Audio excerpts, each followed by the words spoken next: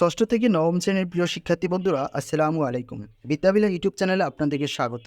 আজ আমি আলোচনা করব ষষ্ঠ থেকে নবম শ্রেণীর শিক্ষার্থীদের 2024 সালে যে বার্ষিক পরীক্ষা হবে, সেই বার্ষিক পরীক্ষার প্রতিটি বিষয়ের মান বন্টন নিয়ে।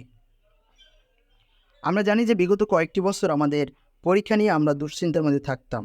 নানান উদ্বিগ্নতা তৈরি হয়েছিল শিক্ষার্থীর মধ্যে এবং অভিভাবকদের মধ্যে। তারই অবসান ঘটিয়ে নতুন অন্তর্বর্তীকালীন সরকার একটি পরীক্ষা পদ্ধতির কাঠামো তৈরি করেছে। কিভাবে পরীক্ষা হবে, কত মার্কের পরীক্ষা হবে, এসব নিয়ে একটি নির্দেশনা দিয়েছে। তো বন্ধুরা, আর কথা না বাড়িয়ে চলুন আমরা মূল আলোচনায় চলে যাই। মান বন্টন। ষষ্ঠ থেকে নবম শ্রেণীর শিক্ষার্থীদের জন্য বার্ষিক পরীক্ষা 2024। সময় 3 ঘন্টা। পূর্ণমান থাকবে 100।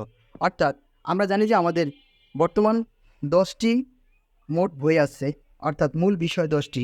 সেই 10টি বিষয়ের উপরেই আমাদের বার্ষিক পরীক্ষা হবে।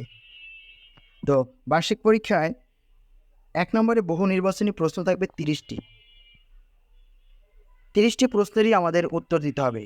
প্রতিটি প্রশ্নের জন্য 1 মার্ক করে থাকবে, অর্থাৎ পূর্ণমান 30। 2 নম্বরে থাকবে সৃজনশীল প্রশ্ন। 5টি প্রশ্ন থাকবে, যেখান থেকে আমাদের অবশ্যই 3টি প্রশ্নের উত্তর দিতে হবে। 3টি প্রশ্নতে 10 করে 30 মার্ক থাকবে। 3 নম্বরে থাকবে সংক্ষিপ্ত প্রশ্ন, যেখানে 60টি প্রশ্ন থাকবে। আমাদের উত্তর দিতে হবে 5টি প্রশ্নের। প্রতিটি প্রশ্নের জন্য 2 করে 10 মার্ক।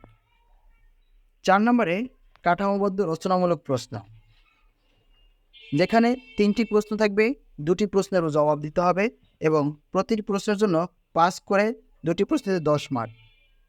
5 নম্বরে কার্যক্রম ভিত্তিক লিখিত প্রশ্ন, যেখানে 2টি প্রশ্ন থাকবে, 2টি প্রশ্নেরই আমাদের উত্তর দিতে হবে। এই হলো আমাদের টোটাল 100 মার্ক। তো বন্ধুরা, 10টি বিষয়ের উপরেই আমাদের এই কাঠামোতে, এই পদ্ধতিতে পরীক্ষা হবে। সেই অনুযায়ী আমরা প্রস্তুতি নিতে শুরু করব। আমাদের পরবর্তী ভিডিওতে প্রতিটি বিষয়ে আলাদা আলাদা মডেল প্রশ্ন, কীভাবে প্রশ্ন থাকবে, কত মার্ক প্রশ্ন থাকবে এবং কীভাবে কোন অধ্যায় থেকে কতটি প্রশ্ন থাকতে পারে, সেই বিষয় নিয়ে বিস্তারিত আলোচনা করব। সে পর্যন্ত আমার চ্যানেলটি সাবস্ক্রাইব করে লাইক, কমেন্ট, শেয়ার করে সাথেই থাকুন।